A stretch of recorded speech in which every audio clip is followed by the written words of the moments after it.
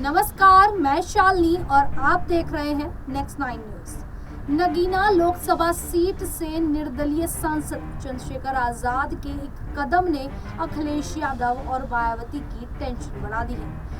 दरअसल चंद्रशेखर आजाद ने शुक्रवार को लोकसभा में एक निजी विधेयक पेश किया। इस विधेयक में अनुसूचित जातियों, अनुसूचित जनजातियों और अन्य पिछड़े वर्गों के लिए निजी क्षेत्र, शैक्षणिक संस्थानों और उन अन्य प्रतिष्ठानों में आरक्षण की मांग की गई है जिनमें कम से कम 20 लोगों को रोजगार मिलता है और सरकार का कोई वित्तीय हित नहीं होता है।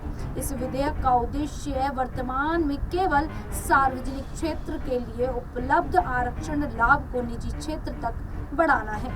इस विधेयक को औपचारिक रूप से निजी क्षेत्र में अनुसूचित जातियों, अनुसूचित जनजातियों और अन्य पिछड़े वर्गों के लिए आरक्षण अधिनियम 2024 का नाम दिया गया है।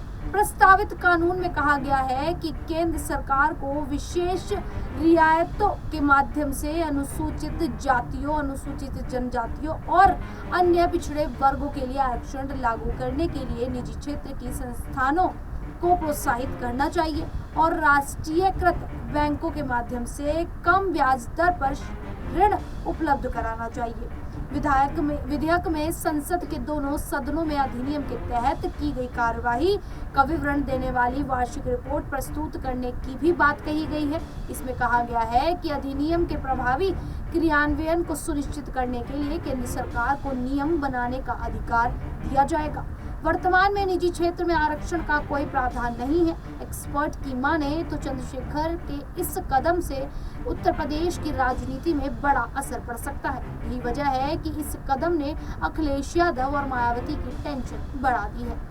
चंद्रशेखर ने लोकसभा चुनाव में जिस तरह भारतीय जनता पार्टी के उम्मीदवार को हराकर निर्दलीय जीत दर्ज की, उससे ये साबित हुआ कि उत्तर प्रदेश में दलित वोट बैंक पर अब चंद्रशेखर की भी पकड़ बनती जा रही है। इस तरह उत्तर प्रदेश में 2027 में होने वाले विधानसभा चुनाव में चंद्रशेखर कई सीटों पर खेल बिगाड़ सकते हैं। अब जिस प्रकार से चंद्रशेखर आजाद लगातार यहाँ पर दलितों, पिछड़ों, SC, ST, OBC के लिए आवाज उठाते नजर आ रहे हैं, ऐसे में मायावती और अखिलेश की जो मुश्किलें हैं वो काफी ज्यादा बढ़ती जा रही हैं।